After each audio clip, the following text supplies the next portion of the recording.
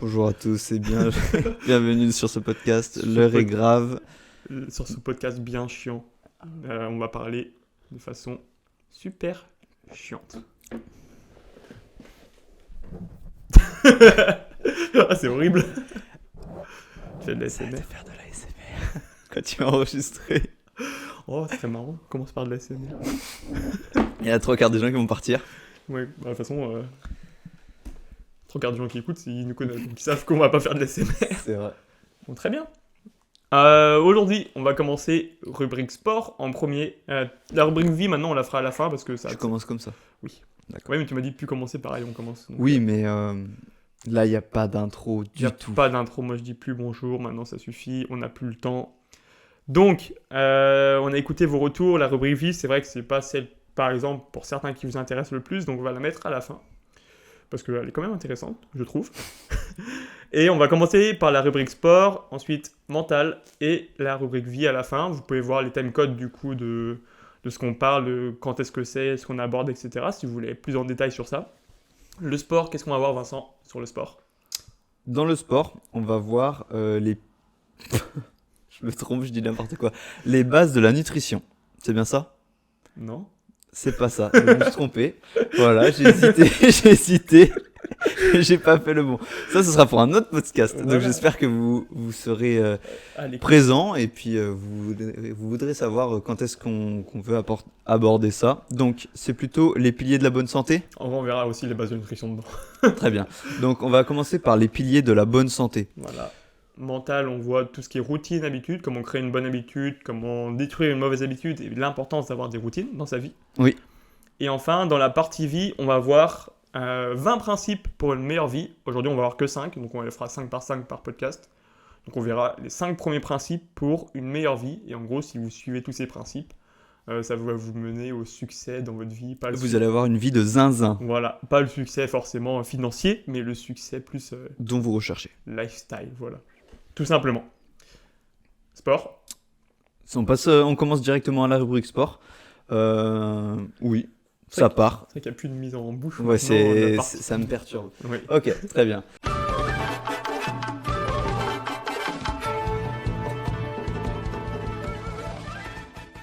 Les piliers de la bonne santé, ça c'est ce qu'on considère important. Donc les nôtres seront peut-être pas forcément les vôtres, mais je pense qu'elles s'inscrivent dans une majorité De cas. de cas, ouais, c'est ça.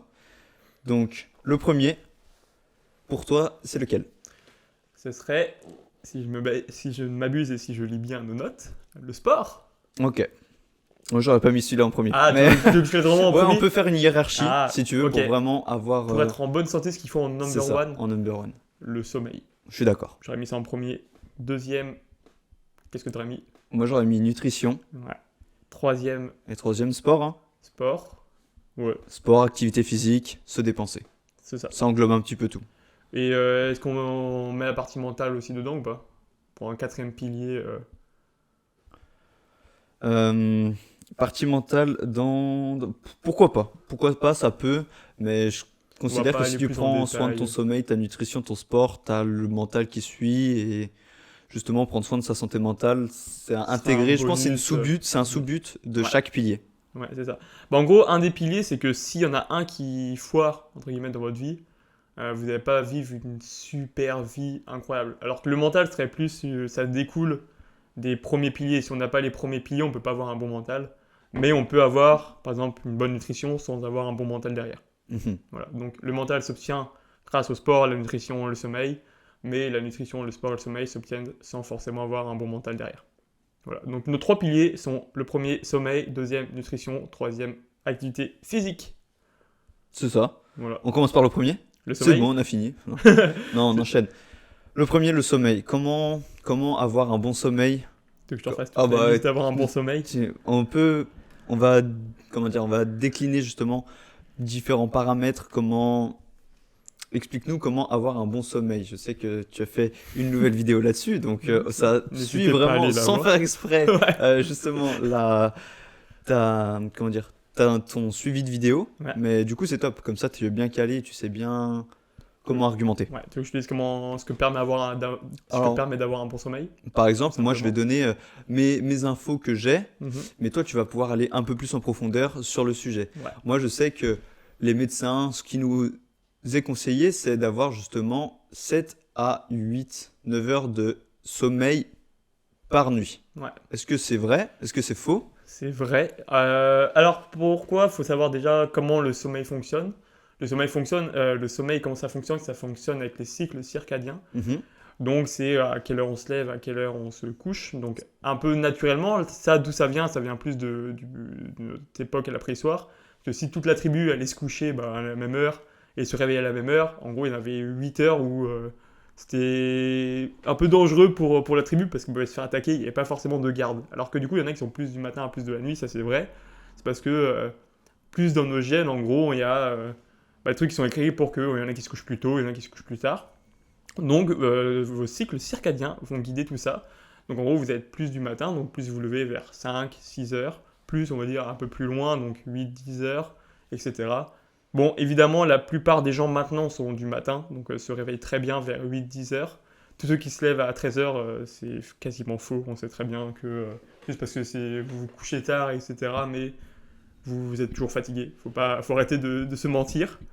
Donc, c'est le cycle circadien qui guide notre sommeil. Et en gros, un cycle de sommeil dure à peu près 1 heure et demie.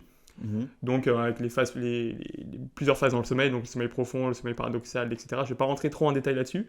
Mais ça dure à peu près 1 heure et demie. Donc, en gros, il faut dormir 1 heure et demie, 3 heures, 4h30, 6 heures, 7h30, 9 heures. Donc, c'est pour ça qu'on recommande d'avoir entre 7h30 et 7h et 9 heures de sommeil parce que ça correspond à peu près au cycle du sommeil, parce que le temps qu'on s'endorme, par exemple, si on se couche à 22h, qu'on met une demi-heure à vraiment s'endormir, c'est-à-dire qu'on se couche à 22h30, et du coup on se réveille à 6h du matin, ça nous fait 8 heures de sommeil théorique, mais pour autant on a eu 7h30 de sommeil.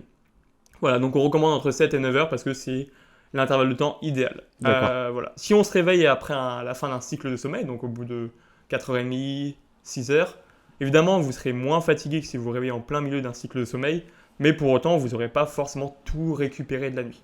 Okay, donc c'est juste pour ça.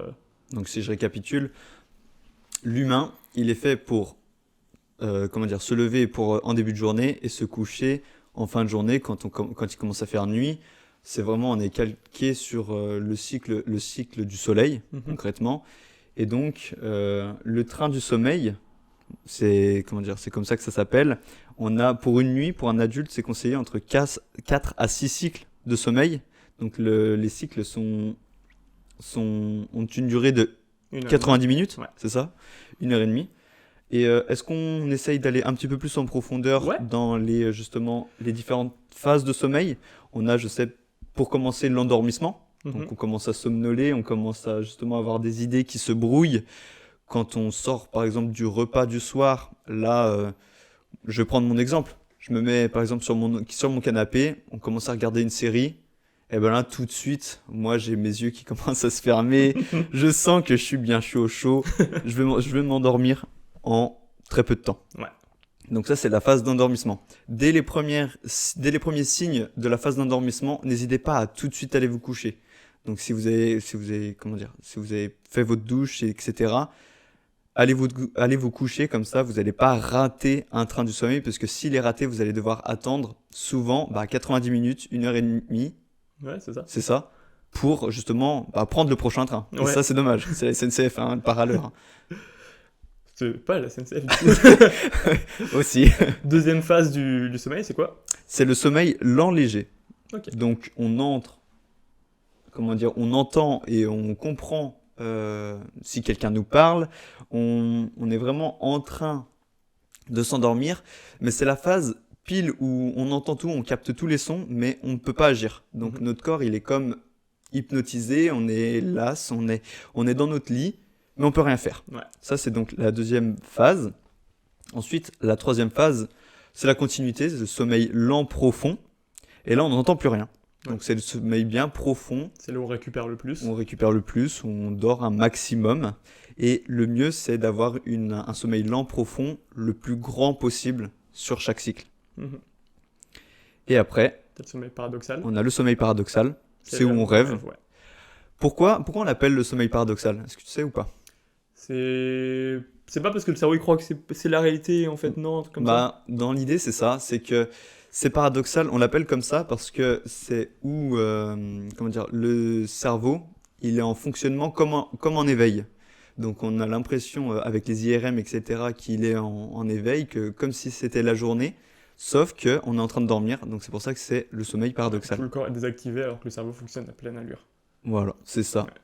Et enfin, on a la période de latence où c'est on se réveille ou alors on prend un nouveau train. C'est vraiment l'entre-deux Ouais. qui dure quelques minutes. Donc, justement, soit vous vous réveillez pile à ce moment-là et du coup vous êtes en pleine forme, soit bah, vous repartez pour un nouveau train et si vous vous réveillez pile entre deux trains, entre deux, comment dire, Ouais, entre deux deux temps, cycles, ouais. entre un nouveau cycle, Ouais, vous serez et ben c'est là où crevé. vous allez être fatigué, un peu morose, un peu pas très bien. Vous n'allez pas vous lever du bon pied. Ouais, c'est ça. Parce que, bah, du coup, maintenant, j'ai basculé sur pourquoi le sommeil c'est important. Qu'est-ce qui se passe durant le sommeil? Bah, du coup, durant le sommeil, les connexions neuronales se réorganisent.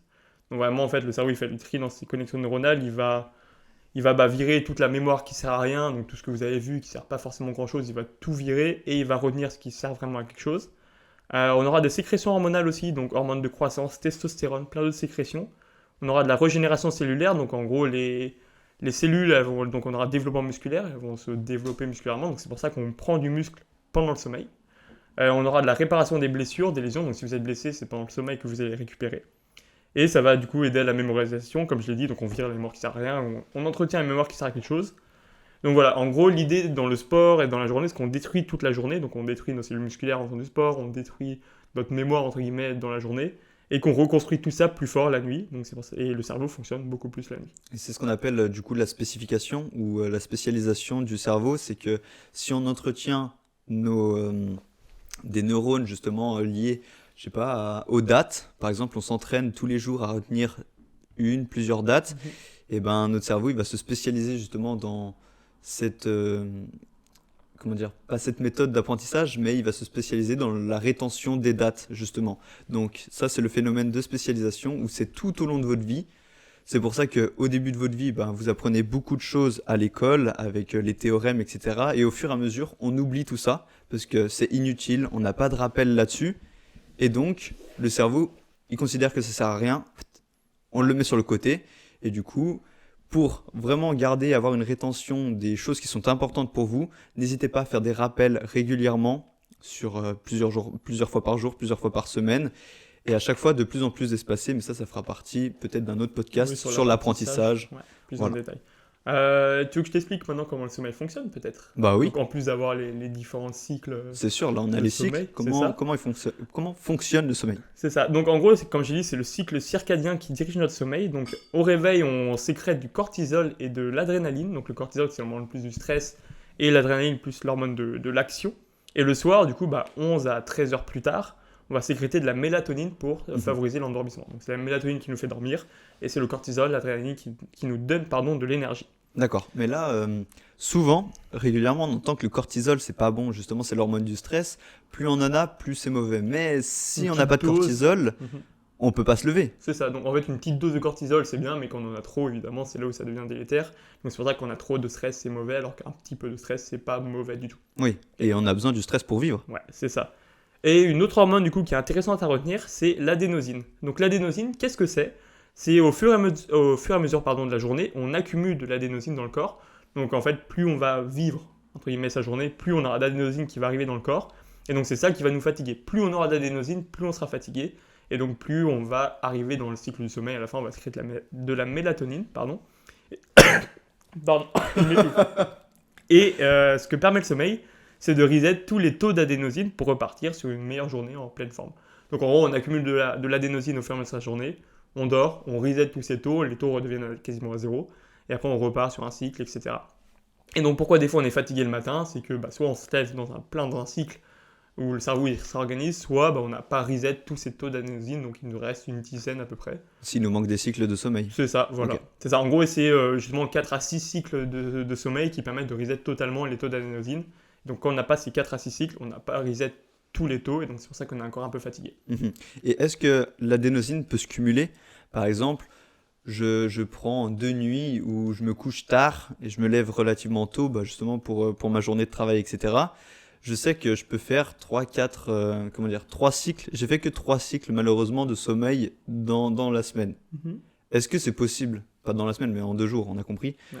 Est-ce que c'est possible que l'adénosine s'accumule et que j'ai besoin de plus de cycles pour, comment dire, bah, désengorger cette adénosine qui est accumulée? Ouais, c'est ça, globalement. En fait, c'est ça, vraiment, l'adénosine s'accumule au fur et à mesure. Donc, ouais, c'est pour ça qu'on peut faire des nuits blanches, on peut quand même supporter l'adénosine au fur et à mesure. Mais c'est pas non plus parce que vous avez loupé, par exemple, 2 heures de sommeil que, en faisant 2 heures de sommeil en plus la prochaine nuit, vous allez totalement reset. En fait, c'est le corps il doit vraiment s'habituer et donc il va pas reset tous les taux d'adénosine qui se sont accumulés, ça devient un peu exponentiel. Plus on reste éveillé, en fait, plus il y en a, et donc c'est pour ça qu'il faut vraiment se coucher tous les jours, 7-9 heures de sommeil par jour pour bien dormir. Et prendre soin de son sommeil, du coup. C'est ça. Et du coup, ce que permet un bon sommeil, ça permet une meilleure humeur, une meilleure productivité, des meilleures capacités physiques, des meilleures capacités cognitives, des meilleurs réflexes, un meilleur système hormonal et un meilleur système de santé, et un meilleur système immunitaire. Et à l'inverse, bah, du coup, un mauvais sommeil entraîne stress, nervosité, dépression, ça rend plus gras, on va plus fabriquer de masse grasse, ça augmente la faim, et plein d'autres effets négatifs. Ça augmente la faim parce que c'est une hormone qui C'est est ça, responsable de la faim. c'est ça. En gros, je sais plus exactement le nom de l'hormone, C'est pas la gréline? je crois bien. Je crois que c'est la gréline, Ouais, je suis c'est pas ça. sûr. En gros, ne pas dormir, ça augmente justement l'activité de la gréline qui nous pousse à manger. En fait, la gréline et la mélatonine, pardon, ils rentrent un peu en opposition. Et donc, c'est pour ça que moins on dort, plus on a faim, et plus on a faim, moins on dort, en gros. D'accord. C'est ça. Et du coup, ce qu'il faut faire pour maximiser son sommeil maintenant, est-ce que tu veux que je te le dise ou pas du tout? Bien sûr, ça Ouais. m'intéresse. Donc, pour maximiser son sommeil, je vais commencer dans l'ordre. Il n'y a pas de préférence, on va dire. Ce que je dis en premier, c'est pas le numéro 1, et ce que je dis en 16e, c'est pas le meilleur, le pire non plus. Voilà, c'est juste dans un ordre que j'ai mis un peu aléatoire. Donc, ce qu'il faut faire pour maximiser son sommeil, c'est tout d'abord dormir dans un endroit silencieux, noir et frais. Frais, c'est à environ de 18 degrés. Donc, pourquoi? Parce que du coup, la nuit, ton corps, il se refroidit pour dormir. Il va diminuer sa température corporelle. Et donc, c'est pour ça que dormir dans un endroit frais, ça va favoriser cet endormissement. Et il faut aussi que ton corps limite les signaux de toutes sortes. Donc, en fait, plus il y aura de signaux au niveau du cerveau, moins ton cerveau il pourra aller dans les phases d'endormissement, donc dans le sommeil profond, etc. Donc c'est pour ça que dormir dans un endroit silencieux et noir, ça va diminuer les informations, tout ce qui est auditive, et les informations visuelles. Deuxième point, dors entre 7h et 9h par nuit. Donc on a dit c'est le temps idéal pour un sommeil réparateur, donc c'est 4 à 6 cycles de sommeil, c'est là où on va vraiment reset tous les taux d'adénosine. Troisième point, couche-toi et réveille-toi toujours à la même heure, plus ou moins 30 minutes. En gros, ça aura pour effet de régler ton cycle circadien, donc régler ton sommeil. Et à force, tu te réveilleras sans réveil, sans effort. Et le week-end, c'est pareil, en fait. Le corps, il fait pas de différence si c'est un samedi, un dimanche. Pour lui, il va pas à la messe le dimanche. Donc, c'est tous les jours pareil. Il faut vraiment essayer de se réveiller toujours à la même heure, plus ou moins 30 minutes. Évidemment, vous pouvez dormir un petit peu plus. Mais évitez de faire la semaine des réveils à 7h et le week-end des réveils à 11h. Ça n'a aucun sens. Quatrième point, le réveil doit être dynamique. Il faut sortir vraiment vigoureusement du lit et ne pas traîner dedans. Donc essayer de marcher, d'avoir de la lumière forte, pour vraiment sécréter un maximum de cortisol et d'adrénaline pour se réveiller au mieux. Alors que si justement on traîne un petit peu au lit, on traîne des pieds, bah là on va sentir qu'on est fatigué en fait pendant encore 1 heure à 2 heures, parce que limite son corps il est reparti dans un cycle de sommeil. Alors que si tu sors vigoureusement du lit, hop, et bah tu casses vraiment tes cycles de sommeil, et du coup tu vas arrêter vraiment de dormir et tu vas être prêt, plus actif pour ta journée, tu vas être en pleine forme, pardon. Cinquième point. On continue. Allez, fais en sorte d'avoir 7000 pas par jour minimum. En gros, une moyenne de 7 à 10 000 pas par jour, c'est l'idéal. Ça a plein d'autres effets bénéfiques. Mais là, je parlais que du sommeil. Ça permet de fatiguer ton corps avant de dormir. Et on sait qu'on dort beaucoup mieux après une bonne journée plutôt qu'après avoir rien fait de sa journée. C'est sûr. Pour lier à ça, on peut pratiquer une activité physique vraiment régulièrement pour garantir un bon fonctionnement du corps, mais aussi de l'horloge biologique. Donc c'est le rythme circadien, comme on a parlé. Et le mieux, c'est d'arrêter, le plus optimal, hein. Le mieux, c'est d'arrêter justement cette activité physique 3 à 4 heures avant de coucher. Donc ça, c'est les physique un peu plus intense. Intense, voilà, c'est ça, à forte intensité. Donc comme la musculation, comme le sport collectif, le sport individuel, tout ça. Alors que la marche, en fait, c'est une activité, justement, c'est pas une activité sportive, mais c'est une activité physique, pardon. En fait, ça n'a pas vraiment d'effet négatif sur le corps, si ce n'est de se fatiguer. Et donc c'est pour ça en fait marcher, ça va plus facilement accumuler de l'adénosine, donc on sera plus fatigué à la fin de la journée. Sixième point, du coup, il faut s'exposer le plus possible à la lumière du soleil et sortir le plus dehors en fait pour se donner de l'énergie et être en forme et donc au final être plus fatigué à la fin de la journée. Ça c'est toujours lié en fait par rapport à l'adénosine, en fait plus vous allez être dehors, l'être humain est fait pour être dehors, donc plus vous allez avoir d'énergie et donc plus d'énergie la journée signifie moins d'énergie le soir et donc vous allez plus facilement vous endormir le soir. Donc évidemment, une bonne journée dehors, vous êtes plus fatigué à la fin de la journée que être resté sur votre bureau, devant votre ordinateur, toute la journée. Et oui, c'est logique. Ouais. Septième point, faut essayer d'activer le night shift sur le téléphone. Le night shift, qu'est-ce que c'est ?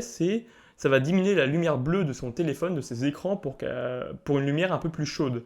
Et pourquoi ? Parce que la lumière chaude, en fait, la lumière plus orangée, c'est plus une lumière qui correspond à la nuit, alors qu'une lumière plus bleue, au niveau du spectre de la lumière, c'est plus une lumière qui correspond à la journée.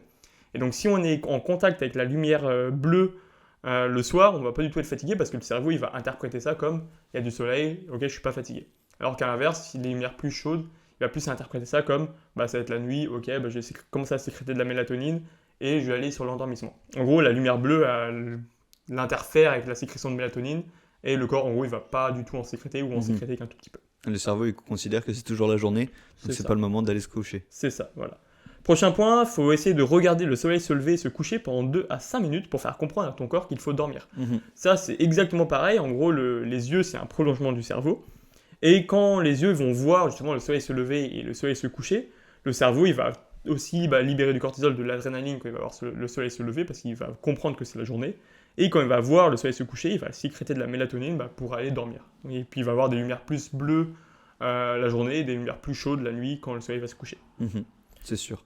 Pareil, un petit conseil pour le soir, pour justement simuler cet effet de soleil qui se couche, évitez d'avoir justement allumé vos lumières et vos halogènes au-dessus de votre tête. Privilégiez des lumières un peu plus à basse intensité et surtout à hauteur de visage, à hauteur un petit peu plus basse, comme ça simule l'effet du coucher de soleil et votre cerveau conscientise le fait que c'est la fin de journée et qu'il va falloir aller dormir. C'est ça, le cerveau il est un peu bête, il voit de la lumière au plafond, il se dit que c'est un soleil, et justement il voit de la lumière plus basse, il se dit c'est le soleil qui se couche, donc je vais libérer de la mélatonine. Donc voilà. Le soir, évitez d'avoir des grosses lumières bleues, on va dire un gros halogène allumé des grosses lettres dans votre gueule. Là, c'est pas l'idéal. Prochain point, il faut essayer d'éviter la caféine après 16-17 heures. Moi j'ai même 14 heures. Ouais, c'est... Après, la théine dure plus longtemps que la caféine. Et la caféine, dure 6 heures d'action, je crois. Ouais, c'est ça. Mais en gros, même si tu t'endors rapidement après un café, par exemple, moi, je prends un café à 21h, je dors quand même assez bien. Mais en gros, la demi-vie du café, elle est de 6 à 10 heures. Donc, en fait, que fait le café ? Il va se fixer à la place de l'adénosine. Et donc, ton corps, il va croire que tu n'es pas fatigué. Donc, c'est pour ça qu'un café te donne ce sentiment d'être éveillé. C'est parce que l'adénosine ne peut pas se fixer. Donc, ton corps, il va croire qu'il ne sécrète pas d'adénosine. Et c'est pour ça qu'on a un crash après, c'est parce que toute l'adénosine arrive à la suite. Mais du coup, quand on a un café, ça va nous donner de l'énergie, vu qu'on ne va pas être fatigué, vu qu'on n'accumule pas de l'adénosine. Et en fait, ton cerveau, il va rester toujours activé, et c'est pour ça qu'il ne va pas bien récupérer pendant la nuit. Donc ton sommeil ne sera pas réparateur, en gros, même si tu t'endors rapidement, ton sommeil ne sera pas réparateur, tu vas passer une moins bonne nuit. Et si vous prenez régulièrement des cafés, 2, 3, 4 par jour, vous avez sûrement une sensibilité à la caféine qui est du coup maintenant beaucoup plus basse. Et le mieux, c'est de réduire le taux de caféine dans votre sang, dans votre organisme, pour avoir justement cet effet du café quand vous en avez besoin, et d'avoir justement d'être beaucoup plus sensible à cette caféine qui sera beaucoup plus utile. Utilisez pour ça des décaféinés ou des... Oui, c'est ça. Arrêtez les boissons justement comme le coca, comme les boissons énergisantes après 16 heures, du coup 14 à 16 heures. Ok. Prochain point, du coup, ne pas faire d'activités stimulantes juste avant de dormir, donc jeux vidéo, gros films d'action ou même activités sur les réseaux sociaux. Pourquoi ? Parce que ça va stimuler en fait le cerveau et il va rester stimulé pendant un grand laps de temps. Et donc encore une fois, il va pas pouvoir se mettre en mode nuit et il va pas pouvoir bien récupérer.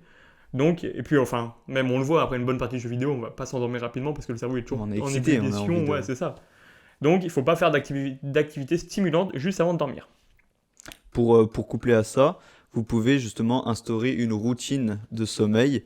Donc vous privilégiez de la lecture, un endroit calme, de la musique douce, de la relaxation, de la méditation juste avant de dormir, comme ça Bah, pour calmer le cerveau, ouais. automatise, voilà, c'est ça, ça automatise le fait que votre cerveau considère que là, c'est le moment calme, c'est le moment justement pour se préparer à aller dormir.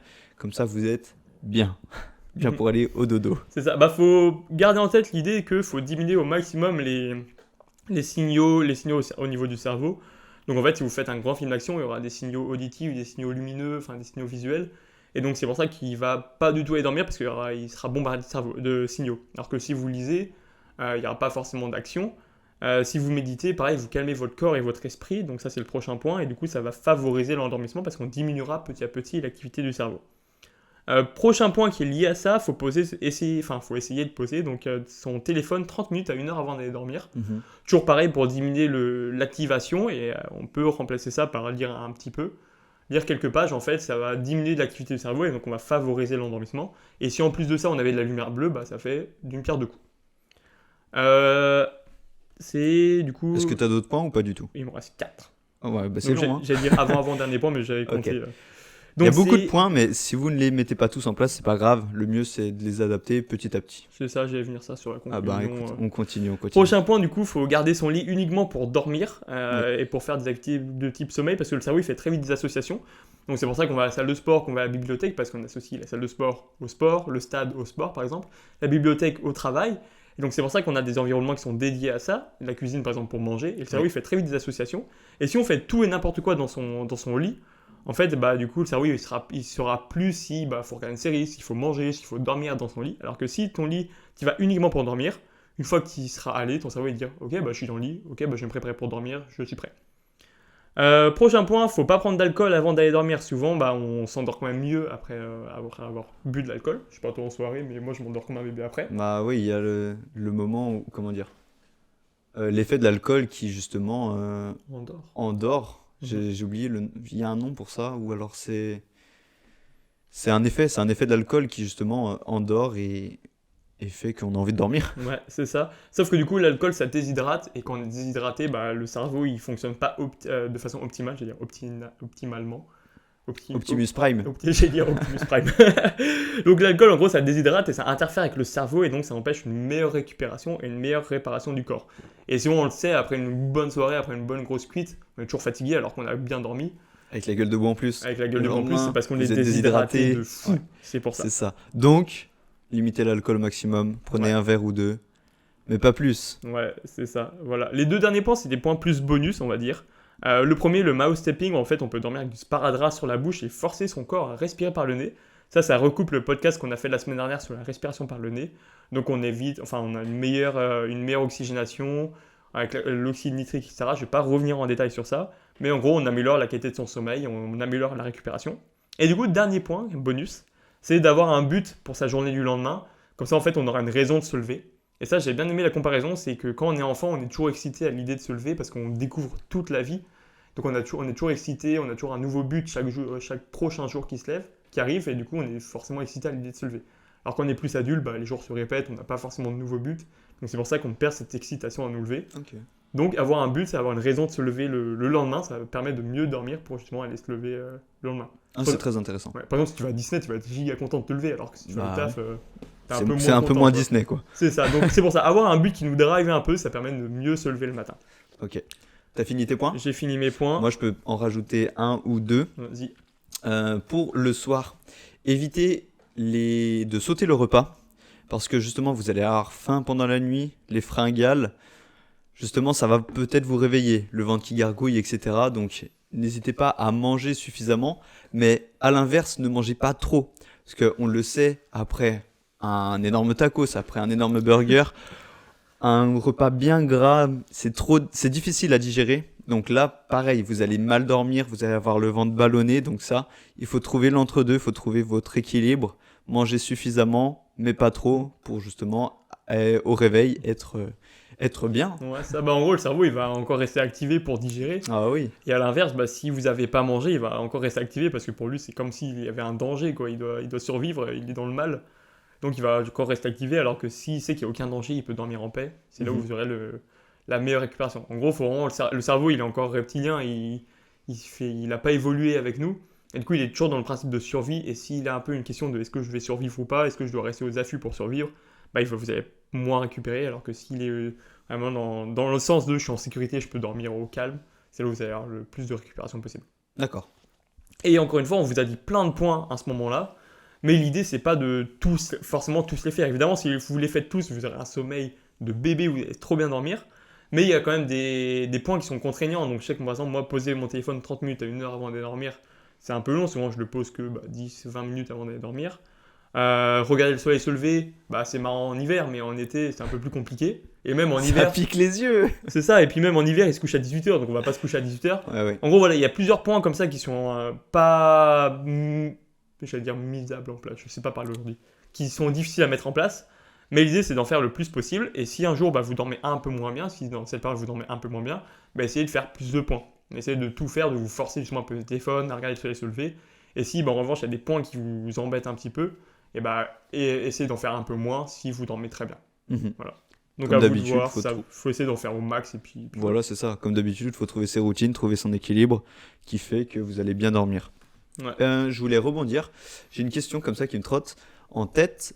Qu'est-ce que tu penses des siestes après manger? Qu'est-ce que tu penses justement de la sieste pour couper le jour en deux? Ouais. Ça, moi, j'adore. J'en fais tous les jours des petites siestes. Après, le piège, c'est qu'une sieste, faut justement pas tomber dans le sommeil au niveau des phases.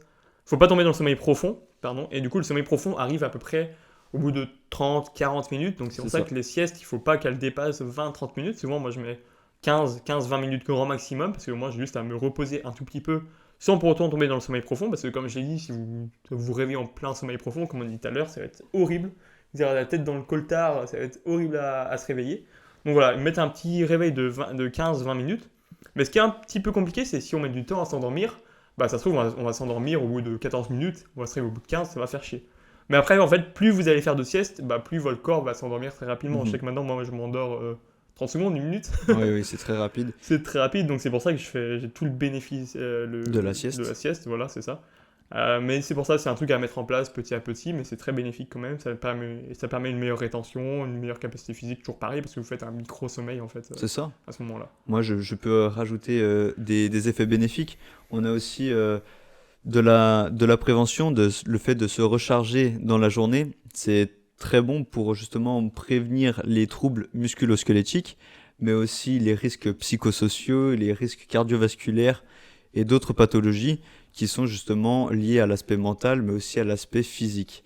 Donc, le fait de couper les sources, les sources de stress, faire une micro-sieste dans la journée, permet justement de réduire tout ça et de vivre sa vie pleinement. Et même d'un point de vue philosophique, en plus, ça permet de vivre 2 journées en une. Parce qu'on a fait un petit sommeil, ça fait une nouvelle journée pour l'après-midi, c'est incroyable. Ouais, ça peut, vu comme ça peut être pas mal. Ça peut être pas mal.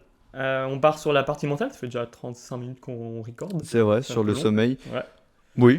Si vous avez des questions, toujours pareil, n'hésitez pas à le dire en commentaire à la fin du podcast ou à nous envoyer un message. On y répondra avec plaisir. Dans tous les cas, le sommeil, c'est vraiment quelque chose, un pilier, comme on le disait, quelque chose à ne pas négliger.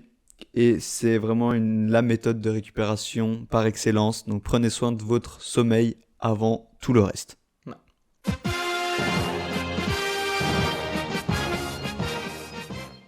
Partie mentale, c'est parti. Partie mentale, c'est parti. On y va à fond. Sur les habitudes, comment créer une bonne habitude, l'intérêt d'avoir des habitudes, des routines, et comment détruire une mauvaise habitude. Oui. J'avais noté une question. Est-ce que pour toi, c'est bien ou c'est mal d'avoir des routines ? Comme d'habitude. Comme d'habitude. Oh non, soit dichotomique, dis oui ou non. Je suis mitigé. Mais je trouve que c'est bien d'avoir des routines. D'avoir des routines qui te mettent dans le travail, des routines qui t'obligent à aller te coucher, des routines justement qui te permettent d'améliorer chaque aspect de ta vie, comme d'habitude. C'est très bien. C'est ça. Donc... Après les routines, j'ai pas fini. Après les routines justement qui te... Comment dire ? Les routines qu'on fait pas forcément attention, mais qu'on réalise sans trop, de conscience dessus et qui apportent des aspects négatifs de notre vie, là, comme d'habitude, faut les enlever au maximum pour justement avoir une meilleure vie, progresser, etc. S'en rendre compte. Donc pour toi, c'est quoi l'importance d'avoir des routines, des habitudes? L'importance d'avoir des routines, des habitudes, Ouais. pour moi, c'est vraiment, euh, comment dire, limiter la réflexion. Ça me permet justement de me dire, ça je dois le faire comme la discipline. En vrai, ça rejoint la discipline. Quand j'ai pas trop la motivation, je me dis, bah, c'est une routine, faut que je le fasse, c'est obligé. Comment dire, pas une to-do list, mais une liste de routines à faire chaque jour. Tu coches et comme ça, tu sais que tu as fait une bonne journée, que tu as respecté ce que tu avais dit, tu as respecté, etc.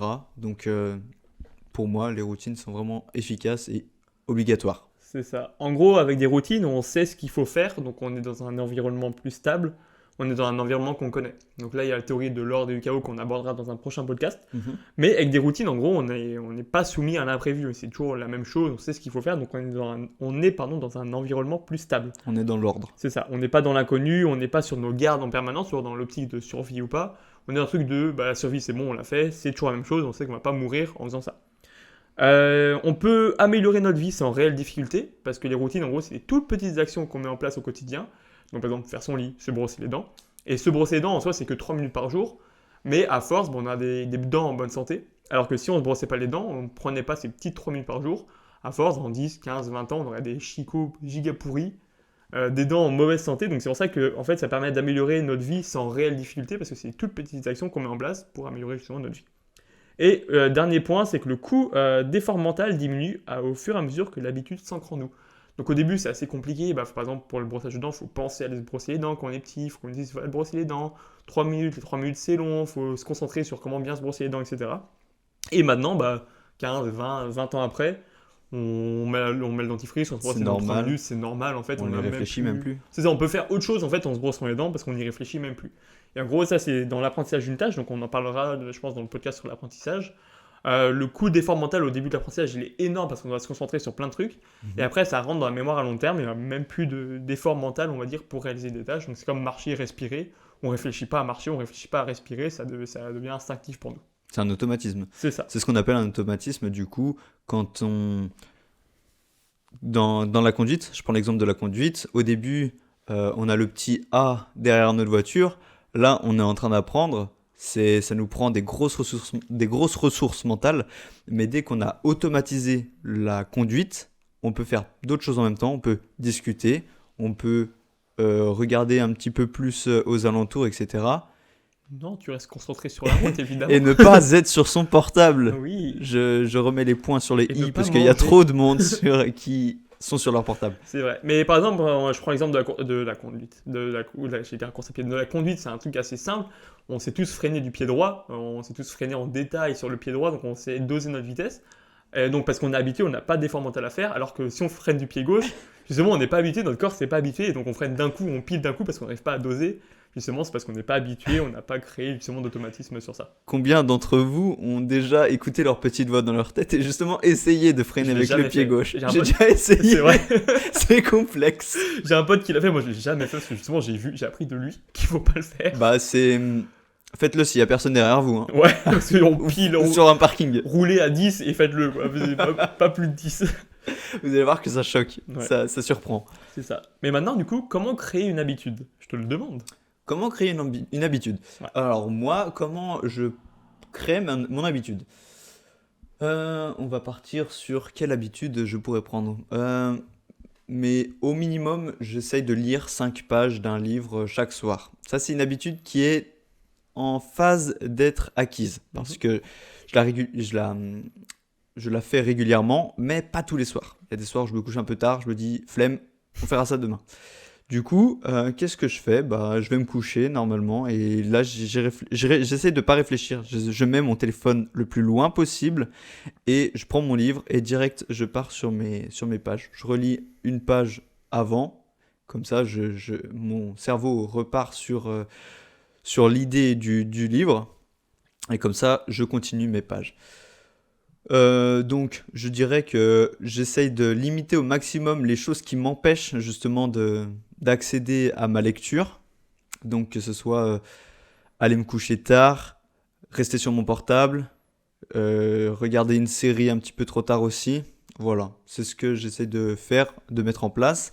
Et aussi, bah, je le fais pas, mais je pense que ça pourrait être bien de compter, pas compter, mais comment dire, mettre en place un schéma qui me dit là j'ai fait, là j'ai fait, là j'ai fait, etc. J'ai oublié comment ça s'appelle. Un tracker Un tracker d'habitude. d'habitude, voilà, Mhm. c'est ça.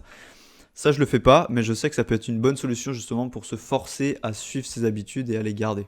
C'est ça. Bah, du coup, pour commencer, pour créer de toute pièce une habitude, faut commencer dans l'idéal par écrire sa routine, son habitude. Donc ce qu'il faut faire, ce qu'il faut suivre, dans quel ordre. Donc par exemple, si on veut créer l'habitude d'aller au sport, il faut mettre dans l'ordre. Je prépare mes affaires, je sors mon t-shirt, je sors mon short, je me mets dans mon sac. Bon, on détaille tout le plus possible, comme ça on a juste à suivre en fait toutes les étapes. Et justement, il y a tout qui est prévu, il n'y a rien, aucun imprévu parce qu'on a vraiment tout écrit. Il faut planifier aussi ses barrières. Donc, par exemple, c'est OK, je dois aller courir. S'il pleut, qu'est-ce que je fais? Et comme ça, en fait, encore une fois, il n'y a aucun imprévu. On sait dans tous les cas ce qu'il faut faire. Donc, s'il pleut, je dois faire ça. S'il fait beau, je dois faire ça. S'il neige, je dois faire ça.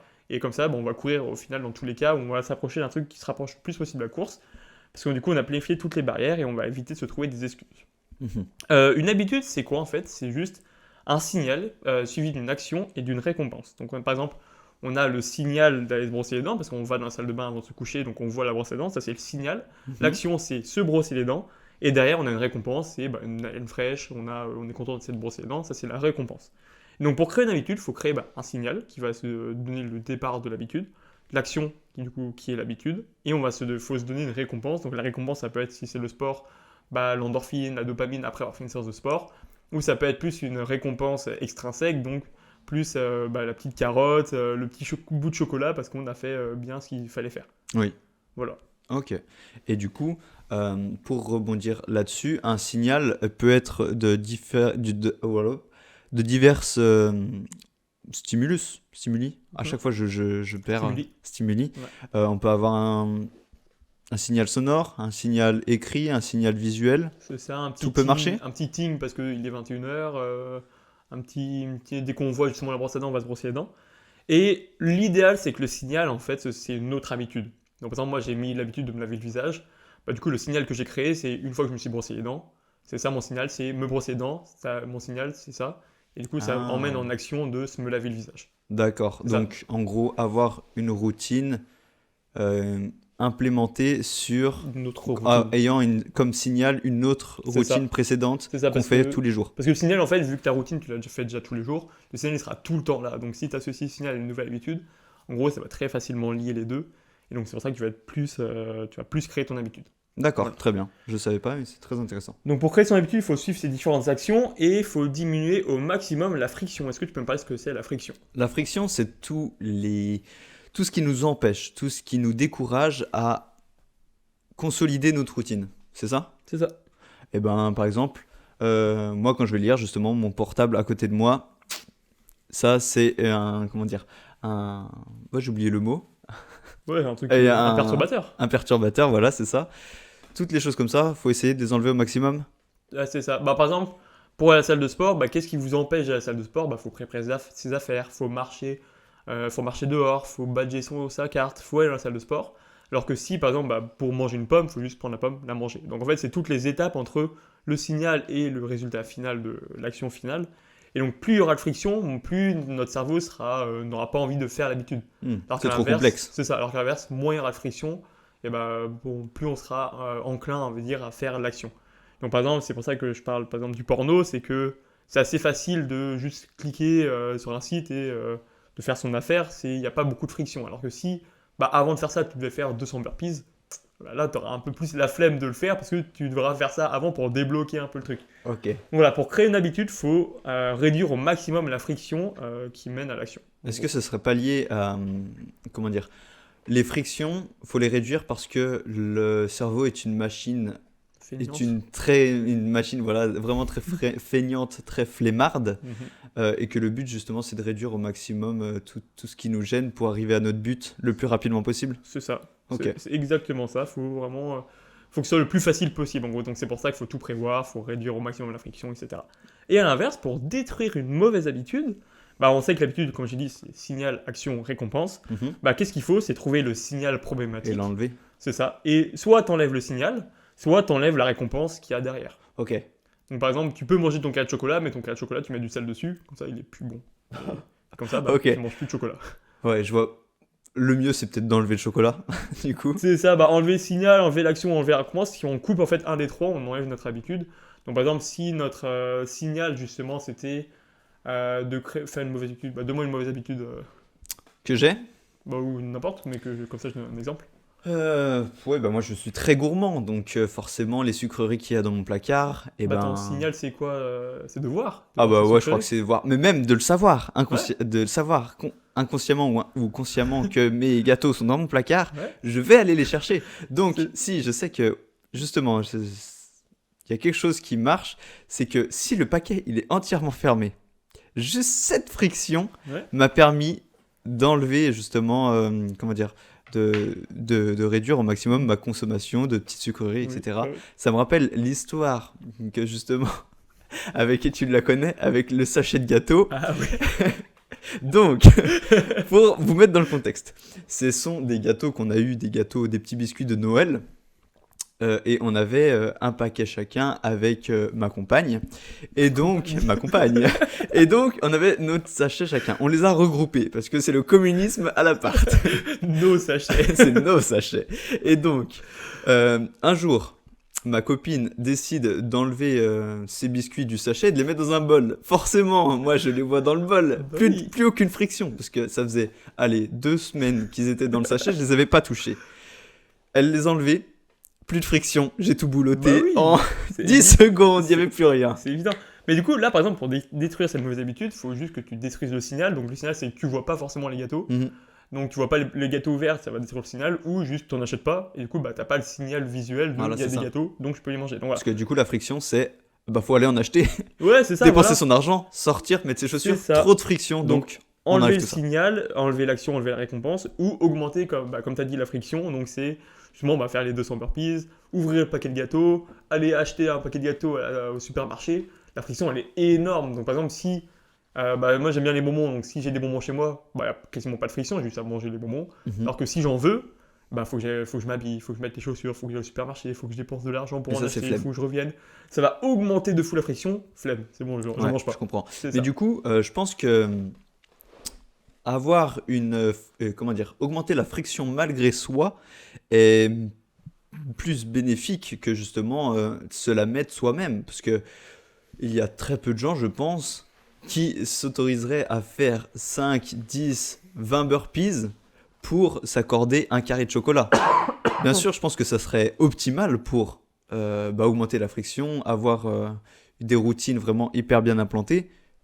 Mais qui a envie justement de mettre ça en place C'est la pour force de la avoir son... volonté. Si, en fait, plus on aura de force de volonté, plus on pourra se frictionner soi-même. Mhm. Alors que bah, si on n'a pas forcément envie de faire ça, bah, juste on s'augmente malgré nous la friction Ouais, et je pense c'est que tout, quoi. C'est c'est ça. peut-être le C'est plus c'est le efficace. plus facile. Après, il y a des trucs qu'on peut pas forcément, mais c'est pour ça que là, il faut avoir de la volonté. Mhm. Donc, par exemple, si vous voulez arrêter de fumer, tout simplement, bah, si vous avez envie de fumer, là, vous avez le signal qui va arriver. Vous coupez l'action, donc vous fumez pas, vous faites autre chose à l'inverse, donc vous remplacez l'action de fumer par une autre action, donc par exemple manger une pomme, et comme ça vous allez avoir une récompense qui est bah, avoir mangé une pomme c'est bon, et comme ça bah, vous allez changer votre habitude, vous allez détourner votre habitude. Ou sinon bah, vous allez enlever vous allez augmenter pardon, la friction, donc au lieu de juste sortir sa clope et de la fumer, bah, vous achetez plus de clopes, comme ça bah, ce qu'il faudrait c'est soit aller en taxer, soit aller acheter un paquet, donc c'est là où on augmente la friction et c'est là où on détruit l'habitude. On dit que pour créer une habitude, il faut à peu près 21 jours, 3 semaines. Ça dépend vraiment de l'habitude. Si une habitude très facile, ça va durer par exemple 2 semaines. Si une habitude giga compliquée, ça peut durer quasiment 1 an. Et par exemple, détruire une habitude aussi, c'est pas en 21 jours que vous allez détruire une habitude si elle est ancrée en vous depuis 30 ans. Quoi. Et Donc, si une routine, est-ce que l'addiction c'est le palier supérieur à la routine? Parce que c'est ça. justement, on pense à la cigarette, à l'alcoolisme, bah, qui sont pas des troubles, mais c'est des addictions. Est-ce que en augmentant la friction un maximum, l'addiction passe quand même au-dessus et c'est pour ça qu'on va chercher de l'alcool, on va chercher le joint ou peu importe. C'est parce que la récompense, elle est trop élevée. Tu vois, la récompense de la cigarette avec la nicotine, la récompense de la malbouffe, la récompense du joint, etc.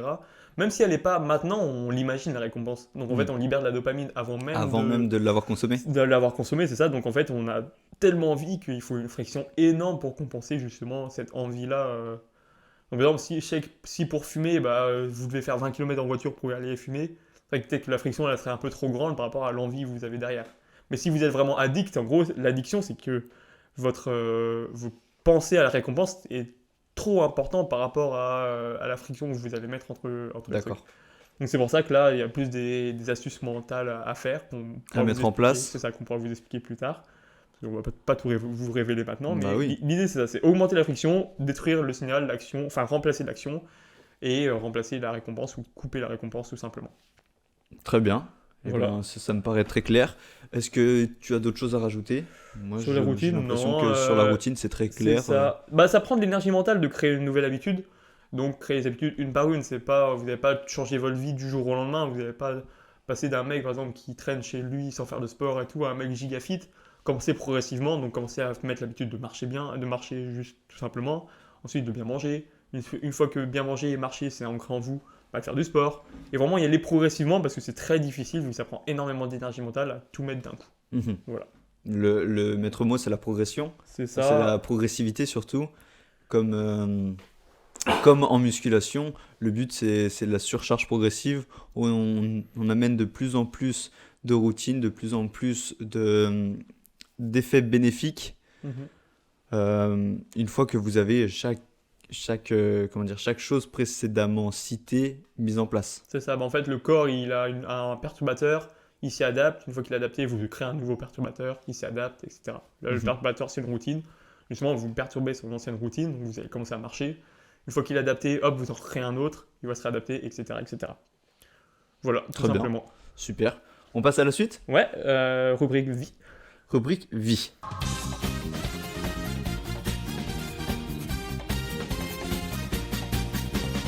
Donc, 20 principes pour une meilleure vie, et aujourd'hui on en fait 5, les 5 Oui, premiers. on fait les 5 premiers. On va débuter tranquillement. On va en faire 5 à chaque fois parce que tout de suite ça va nous prendre du temps. On va essayer de les expliquer un petit peu plus en profondeur. On va essayer vraiment Ouais, c'est ça, et puis ça fait. Sinon ça va durer trop longtemps le podcast. C'est sûr, ça va durer trop longtemps. Et puis c'est des principes que globalement tout le monde s'accorde à dire que c'est bon. C'est validé. Donc, Si vous n'êtes pas d'accord, dites-le nous en commentaire. Ouais, voilà, on débattra. On fera un débat, voilà, tout simplement. Super. Tu commences par le premier ? Ou tu veux que je le fasse ? Je te laisse le faire le Allez. premier.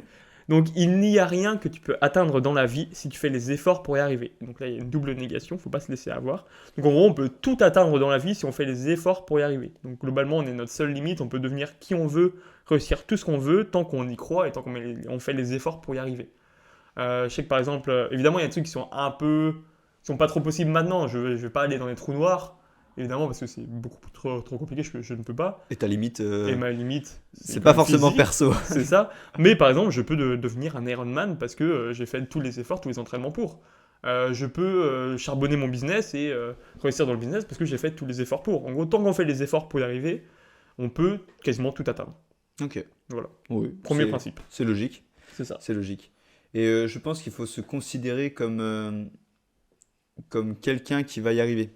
On pense, nous qui venons de la préparation mentale, l'imagerie est très puissante et le fait de s'imaginer dans tant de temps, 5, 10 ans, je ne sais pas votre objectif, vous vous imaginez être cette personne qui a réussi cet objectif et vous allez allier vos actions à justement ce futur pas hypothétique, mais visualisé. C'est ça. L'exemple, c'est quand on veut arrêter de fumer, on se met justement pendant 2 minutes dans la peau d'un non-fumeur, quelle cigarette le dégoûte, etc. Et après, même si vous fumez après, vous serez quand même un peu plus dégoûté parce que vous aurez fait l'effort de visualisation, l'effort de se mettre à la place de quelqu'un qui réussit, justement. Et puis voilà. C'est sûr, c'est Ouais. vrai. Changer son identité sur quelqu'un qu'on veut devenir être peut nous permettre justement de devenir plus rapidement. C'est ça. Très bien. Deuxième principe, c'est prends la responsabilité de ce qui t'arrive dans la vie. ne blâme pas les autres et ne te trouve pas d'excuses. Ça, c'est très important. Oui, de toute façon, tous les principes vont être très Oui, importants. c'est vrai. Mais c'est très facile de se trouver des excuses une fois qu'on a raté quelque chose, une fois qu'on n'a pas fait la chose auquel on tenait. Et ben forcément, on va se dire, oui, mais là, j'avais pas le temps. Oui, mais là, j'avais d'autres choses à faire. Mhm. Oui, mais il y a toujours de oui, mais. Donc, On s'en arrêtez fout. tout ça, on s'en fout. fiche. Pourquoi vous l'avez, comme ça rejoint le podcast de la semaine dernière, pourquoi vous n'avez pas tenu votre promesse à vous-même? Pourquoi vous n'avez pas tenu Une bonne votre parole résolution, ouais. et votre bonne résolution? Et il faut essayer de trouver le pourquoi du comment, C'est ça, au tout lieu de se trouver simplement. des excuses. C'est pour ça que moi, maintenant, j'arrête de dire j'ai pas eu le temps. Et je dis maintenant, j'ai pas pris le temps. Exactement. Plutôt. Parce Je suis qu'on d'accord. on a toujours le temps. Et puis, ouais, peut-être que vous avez des excuses qui sont recevables. Mais on s'en fout. Tout ce qu'on retient, c'est si vous avez fait les choses ou si vous les avez pas faites. Donc, prenez la responsabilité. Et c'est pas grave si vous n'avez pas réussi. Mettez juste les actions en place pour réussir. Et puis voilà. Donc, ne blâmez pas les autres. Ne dites pas c'est la faute de machin, c'est la faute de machin. Tout est pas forcément de votre faute, mais de toute façon, vous pouvez prendre la responsabilité, c'est de votre fait. Donc, voilà. Puis Bah oui, pouvez toujours complètement. remonter sur l'idée de c'est de votre faute. Si vous marchez dans une merde, c'est pas la faute du chien, c'est vous n'avez pas regardé en marchant dans la merde. Oui. Voilà. Il y a toujours quelque chose pour avoir de la gratitude envers, c'est ça. Donc, en gros, on peut toujours avoir de la gratitude envers quelque chose, donc envers le fait d'avoir deux bras, deux jambes, d'avoir une famille qui nous aime, d'avoir des amis qui nous aiment, d'être tout simplement en bonne santé. Et en gros, bah, plus on reconnaîtra des choses pour lesquelles on peut avoir de la gratitude, plus on sera dans un meilleur mood. Et un meilleur mood nous donne des meilleures relations, évidemment, si on est dans un meilleur mood, on a une meilleure relation avec les gens. Et des meilleures relations nous donnent des meilleurs résultats dans ce qu'on veut atteindre. Et donc, on pourra remercier plus de choses ensuite parce qu'on aura réussi plus de choses. En lien à ça, je pense aux opportunités. Si on se dit qu'on n'a jamais de chance, on n'a jamais d'opportunité, on se met nous-mêmes dans un mood justement de loser où on va pas réussir à entreprendre des choses, alors que se forcer à voir les opportunités, à voir les gens, à dire bonjour, etc. Là, ça nous ouvre beaucoup plus de portes qu'on ne l'imagine et justement à obtenir cette chance que l'on désire. Et je Mhm. suis de l'avis que la chance n'est pas forcément de la chance, mais plutôt des opportunités qu'on doit prendre. Ouais, qu'on voit et qu'on voit pas. C'est ça. C'est ça, voilà, tout simplement. On enchaîne. Quatrième point. Quatrième point, c'est suis ton propre chemin. Ne vis pas ta vie à travers celle des autres et ne suis pas les opinions des gens. Ne porte pas de masque et marche dans la direction que tu veux, sois droit envers toi. C'est ça. Bah oui, oui c'est ça, ça va être ça dans tous les cas. Dans celle-là, ça veut dire que les opinions que les gens peuvent avoir de quelque chose que vous faites, quelque chose qui les déplaise, mais que vous considérez qu'elle est bonne fondamentalement pour vous et fondamentalement pour les autres, eh ben foncez. Tant que vous ne faites pas de mal aux autres ou à vous-même, eh ben continuez. Si vous Oui, pensez que vous êtes sur la bonne voie, il faut continuer. On s'en continuez d'y fiche des croire. critiques, on s'en fiche de tout ça, et ça c'est vraiment très important. C'est ça, Luffy, il s'est pas arrêté dès qu'on lui a dit qu'il pourrait jamais devenir le roi des pirates. Alors qu'il le dit très régulièrement. Oui, c'est ça. Et dernier point pour aujourd'hui, c'est ne cesse jamais d'apprendre. Il n'y a pas de meilleur sentiment que l'apprentissage et l'amélioration de soi. Et il n'y a pas d'âge pour s'améliorer. Donc, on a beau être plus âgé, on a beau être plus expérimenté. On va dire ça comme ça, c'est plus joli. Oui. On peut toujours s'améliorer, on peut toujours s'améliorer. Il y a des gens, ils ont fait des marathons à 90 ans, ils sont toujours améliorés dans leur vie, quoi. C'est pas parce que vous vieillissez qu'il faut juste subir la vie. Vous pouvez toujours apprendre de nouvelles choses, apprendre de nouveaux trucs. Évidemment, ça prendra plus de temps que quand on est jeune, au niveau de la plasticité neuronale, etc. On rentrera plus en détail, pareil, toujours dans le podcast sur l'apprentissage. Mhm. Mais vous pouvez toujours apprendre, quel que soit votre âge, vous pouvez toujours apprendre. Et voilà, il n'y a pas de meilleur sentiment que d'avoir appris une nouvelle chose. Donc c'est pour ça qu'il ne faut pas hésiter à toujours apprendre et toujours continuer d'apprendre. Bah oui, c'est sûr. C'est, je trouve, un des principes même de la vie, de l'apprentissage. On en fait depuis bébé. La marche, c'était pas inné, c'était pas tout ça. Quoique, On ne sait pas. on sait pas. Ouais, on ne sait pas si la marche est innée ou pas. Oui. Mais en tout cas, on la perd et au bout d'un moment, on doit la réapprendre. Tout ça, tout s'apprend dans la vie. Donc, si on ne sait pas faire quelque chose, forcément, vous avez des méthodes, vous avez des personnes qui peuvent vous coacher, vous avez plein de comment dire, Bah, toi, de choses à apprendre. en coaching, t'as des personnes âgées ou pas, toi, déjà? Enfin, des personnes âgées, entre guillemets, toi. Genre, Euh, est-ce que t'as ou- que des jeunes ou t'en as de non, 30 ans aussi Après, moi, mon coaching, c'est pas forcément pour apprendre, c'est plutôt pour avoir un accompagnement, un Ouais, pour suivi, s'améliorer. pour s'améliorer, voilà. Et moi, je leur donne les clés pour arriver plus facilement et plus Mhm. rapidement à Ouais, ce qu'ils désirent. Donc, vraiment leur c'est ça. transformation physique, etc. Mais c'est jamais trop tard pour vous mettre au sport, pour Bah oui. apprendre de nouvelles choses, pour apprendre le développement mental, le développement personnel. Il n'y a rien de trop tard. Et j'aimerais faire un petit point sur ça, justement, parce que c'est un petit truc qui me taraudait dans la tête. C'est qu'on me dit, tu sais, la fameuse phrase, ouais, mais t'es jeune, T'es trop jeune pour. Non, c'est genre, t'es jeune, mais tu verras quand tu seras vieux. Oui. Genre, ouais, là, t'es en bonne santé, et tu verras quand tu seras plus vieux, etc. Moi, ce que j'ai envie de répondre à ces gens-là, c'est, ouais, mais quand t'avais mon âge, qu'est-ce que tu faisais? Est-ce que tu faisais que des soirées comme ça, ou tu prenais soin de toi? Est-ce que tu faisais du sport? Donc, évidemment, si tu faisais pas de sport, faut pas t'étonner de ta condition maintenant, tu vois. Hmm. Après, il faut voir aussi les personnes qui pensent comme ça. euh, comment dire? Il faut peut-être voilà, à un moment donné prendre du recul, de voir qu'on n'a pas la science infuse et que chaque personne peut nous apprendre quelque chose. Chaque personne a un passé différent et qu'elle a appris des choses que nous, on n'a jamais appris et qu'il faut parfois se remettre en question sur nos méthodes. Forcément, des jeunes de, je sais pas, 12 ans, par exemple, peuvent m'apprendre quelque chose bah, sur les réseaux sociaux parce qu'ils sont plus dessus, Oui, ils connaissent plus de choses, ils ont un cerveau beaucoup plus jeune que moi, ils fonctionnent plus vite, ils sont nés d'autant plus avec la nouvelle technologie, etc. Donc, il n'y a pas de...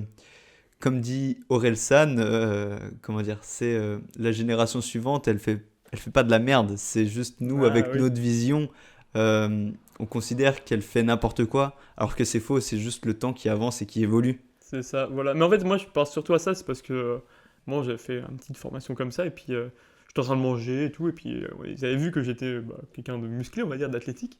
Ils ont dit, ouais, mais tu verras, dans 20-30 ans, t'auras du bide, etc. Je suis en mode, bah non. Si je continue à bien manger, à faire du sport, je vois pas pourquoi d'un coup j'aurai du bide. Genre, Oui. je passe 40 ans, c'est bon, je suis gros. Non, c'est mort, quoi. Surtout, je vois mon père, il est loin d'être gros alors qu'il a plus de 50 ans. C'est juste Mhm. les routines, encore une fois. Voilà, donc il n'y a pas d'âge pour se remettre au sport. Il n'y a pas d'âge pour continuer à avoir de la bonne santé. Il n'y a pas d'âge non plus pour être bon dans quelque chose. Il n'y a pas d'âge, on n'est pas trop jeune pour être bon dans des choses. Voilà, donc l'excuse de l'âge, toujours pareil, prendre la responsabilité. Et l'excuse de l'âge n'est pas valide. Et ça me fait penser, ça me fait rebondir justement à une donnée qui est si tu te mets 15 minutes par jour, 15-30 minutes par jour dans un domaine, ou alors par semaine, on sera meilleur que la majorité des gens Mm. dans ce domaine. J'ai Mm. oublié la stat. En 100 heures, je crois 100 heures, t'es meilleur que 96% des gens, c'est comme ça, Donc non? voilà, donc 90% des gens. pensez que la progression, elle est très rapide. En un an, vous pouvez changer du tout au tout. Ouais. En un an, une transformation physique, c'est quasiment validé. Oui. Donc, en tout cas, vous allez être en très très bonne voie. Vous allez plus du tout vous reconnaître du jour Même en 200, 3 mois, hein. 268 au jour zéro. Même au 3 mois, Bah hein. oui, voilà, c'est Franchement, ça. Donc, la progression va extrêmement vite. Prenez juste du recul sur justement, sur votre chemin parcouru et voyez que tout ce que vous avez fait et tout ce que vous avez planifié, c'est ce qui est important. mhm. Voilà. On va Bah, c'est s'arrêter bon. sur ces On belles va s'arrêter paroles. sur ces belles paroles, voilà. À la semaine prochaine. À la Simplement. semaine prochaine à tous. Et On va puis, pas rentrer plus dans les détails. Vous pouvez mettre voilà. 5 étoiles, vous abonner. Mettez 5 étoiles, abonnez-vous. Mettez 5 étoiles. Mettez 5 étoiles, abonnez-vous. Passez une bonne semaine. On Et se dit à la semaine prochaine. ouais, allez, Ciao ciao tout le tout le monde. monde.